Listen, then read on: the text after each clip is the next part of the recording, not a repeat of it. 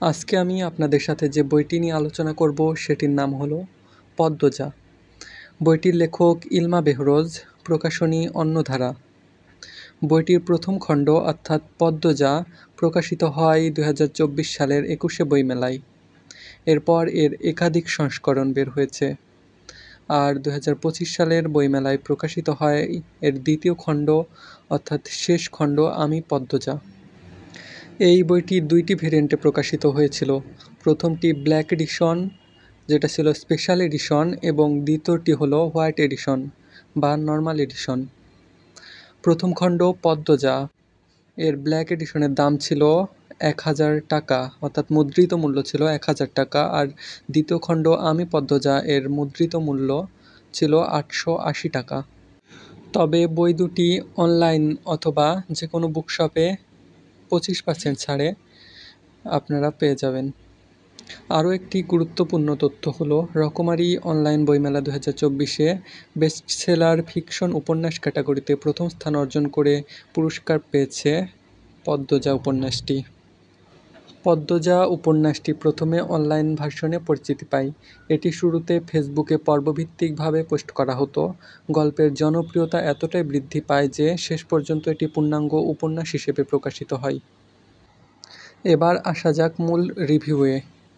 আপনার কি কখনো কোনো বই পড়ে এত আবেগ অনুভব করেছেন যে বুকটা হঠাৎ থমকে গেছে?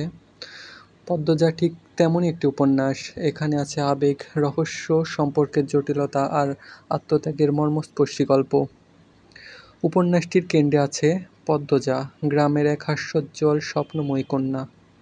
কিন্তু মজার ব্যাপার হলো কেন্দ্রীয় চরিত্র হয়েও পদ্মজা আমাকে খুব একটা মুগ্ধ করতে পারেনি, বরং যেসব পার্শ্ব চরিত্র গড়ে উঠেছে সেগুলোই আমার হৃদয়ে জায়গা করে নিয়েছে।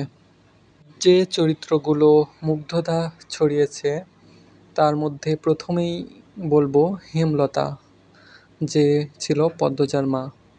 তার উপস্থিতি গল্পকে প্রাণোচ্ছল করেছে। মেয়ের জন্যে তার ত্যাগ, তার দৃঢ়তা, তার কঠোর চরিত্র, যা গল্পে এক বিশেষ মাত্রা দিয়েছে।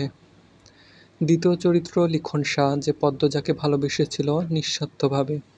তার ভালোবাসা, তার আত্মত্যাগ আর নিষ্ঠা পাঠককে গভীরভাবে নাড়া দেয়।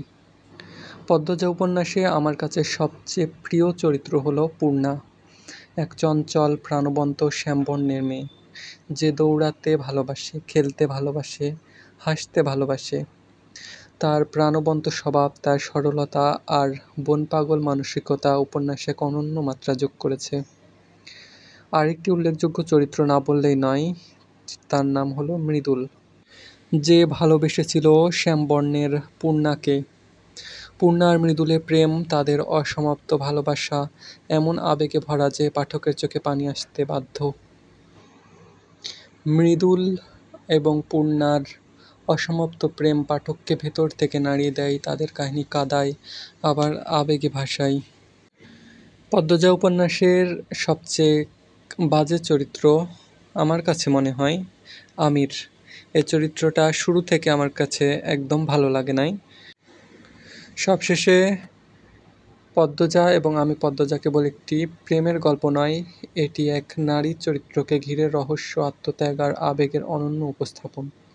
পাঠকদের প্রতিক্রিয়াও ছিল মিশ্র। কেউ কেউ বলেছে বইটা তাদের কাঁদিয়েছে, বুক দমে এসেছে, আবার কারো কাছে এটি কিছুটা সোশ্যাল মিডিয়া ধাঁচের হাইপড উপন্যাস মনে হয়েছে। তবুও লেখক ইলমা বেহরোজের সাহস, আবেগময় প্রকাশভঙ্গি আর পাঠকের সাথে সংযোগের ক্ষমতাই বইটিকে জনপ্রিয় করেছে। যারা আবেগঘন, রহস্যময় এবং সহজপাঠ্য উপন্যাস খুঁজছেন তাদের জন্যে পদ্মজা হতে পারে এক অসাধারণ অভিজ্ঞতা। আর যারা গভীর সাহিত্য বিশ্লেষণ বা ক্লাসিক শৈলী খুঁজছেন তারা হয়তো অন্য কোনো বইয়ের দিকে তাকাবেন। শেষ কথা, পদ্মজা শুধু একটি গল্প নয়, এটি অসমাপ্ত অনুভূতির প্রতিচ্ছবি। পড়তে গিয়ে একবার হলেও বুক কেঁপে উঠবেই। তো ভিডিওটি শেষ করছি এখানেই। আমার বলার মধ্যে যদি কোনো ভুল ত্রুটি থেকে থাকে আপনারা অবশ্যই ক্ষমাসুন্দর দৃষ্টিতে দেখবেন। এখানে হয়তো আমি কিছু মিস করে গিয়েছি, যার জন্যে আপনাদের কাছে আমি দুঃখিত। আমি আমার চেষ্টা থেকে সর্বোচ্চটি দেওয়ার চেষ্টা করেছি।